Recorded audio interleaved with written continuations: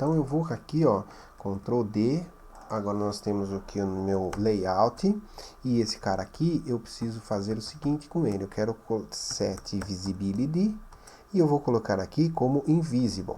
Então, ó, invisible.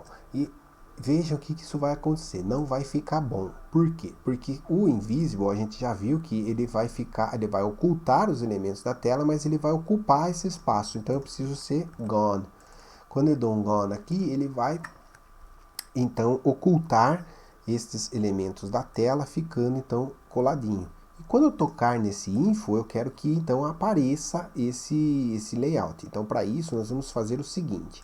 Eu vou fazer isso aqui então dentro do meu view holder. Então depois que eu achei esse cara aqui, eu posso então, ou melhor, que eu achei o botão, eu posso implementar o clique do botão. Como eu vou manipular este layout, eu não posso fazer o clique do botão antes dele estar fazendo, né, o Find View by ID. Então eu quero colocar aqui, ó, btn info.set onClickListener, e eu vou colocar aqui new espaço Ctrl espaço e o clique do botão, e eu vou falar que o meu ctr layout.set visibility é visible.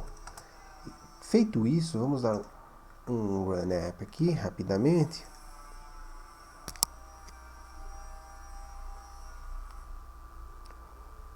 E uma vez que eu tenho o toque do botão aqui, vejo que ele está mostrando agora o meu constraint layout que não estava exibindo para cada item. Só que ele está mostrando e não está ocultando.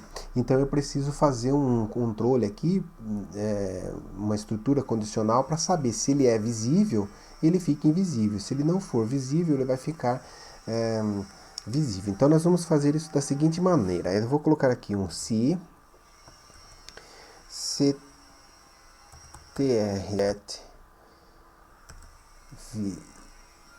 get visibility for igual a view.visible. Então se ele estiver visible, eu quero que o meu layout então seja, vou mudar ele para cá e colocar aqui para invisible, não, gone, né, senão vai ficar exibindo na tela. Se não, eu quero então que esse cara aqui, Ctrl C, tá? Ctrl V, vai ser visible. E vamos dar um run app aqui para ver o que acontece.